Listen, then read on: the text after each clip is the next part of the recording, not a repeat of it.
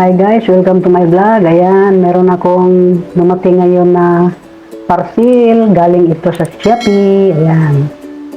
At sabay natin bubuksan guys. Bubuksan natin ang ating order. Plastic ko pa itong hinintay guys. Ang ating order na bakit mayupi? Ito talaga problema ko guys. Ayan. Thank you Shopee. So ito ngayon ang ating order. Tingnan natin kung anong nangyari dito. So ayan guys.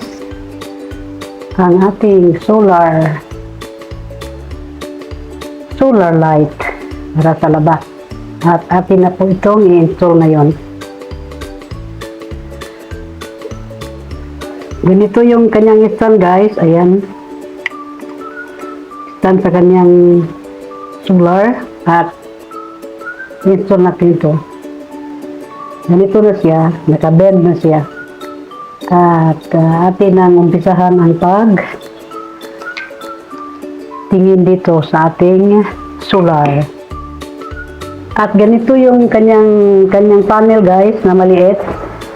Tanggalin natin itong plastic na nakaharang dito para madali lang yung pag-absorb ng sunlight. Ayan po. At ito na nga ilalagay ko dyan sa tagiliran para mamayang gabi.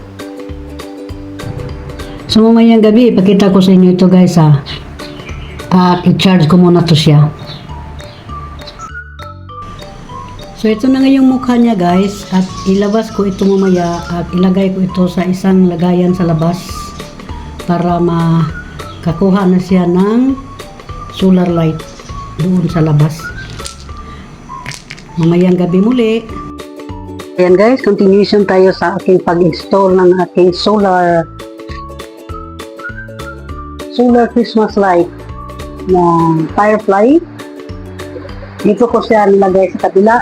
Sabi ko sa inyo, dito ko siya ilagay sa tagiliran. Ganito yung light niya guys. Ayan. Ika ninyo yung light niya. Ayan. Yung bulb niya. Multicolor ito guys. Ayan. So, bali, 20 bulbs lang itong binili ko. Worth 180 so. So, hanggang dyan lang yan siya guys.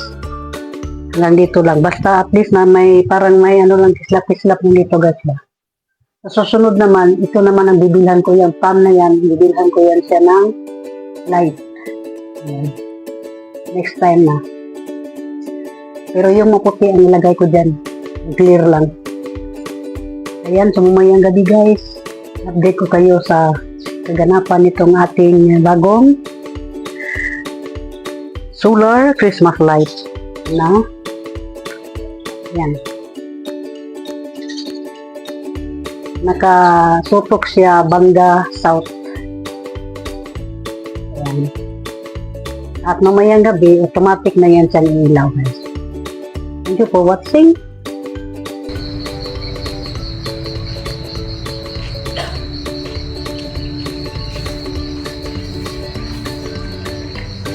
So ayan guys, effective na yung nilagay kong solar.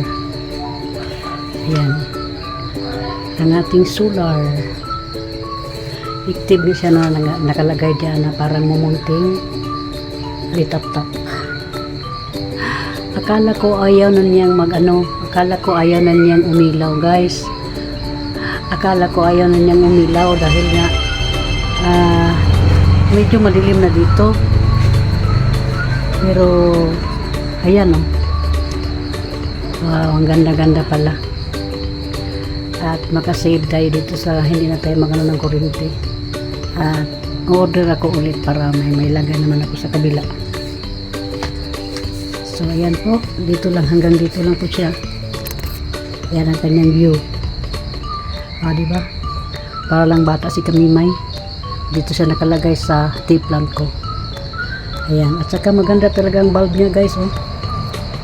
Super ganda yung bulb niya. Oh. Ayan, maganda. Iba-ibang kulay. Ayan. So, thank you for watching guys sa aking bagong solar Firefly na ilaw. Hinihintay lang pala talaga na wow, ang ganda talaga tingnan, no? Ayan po. At sa tingin ko lead ito eh. Lead siya. Thank you so much guys for watching.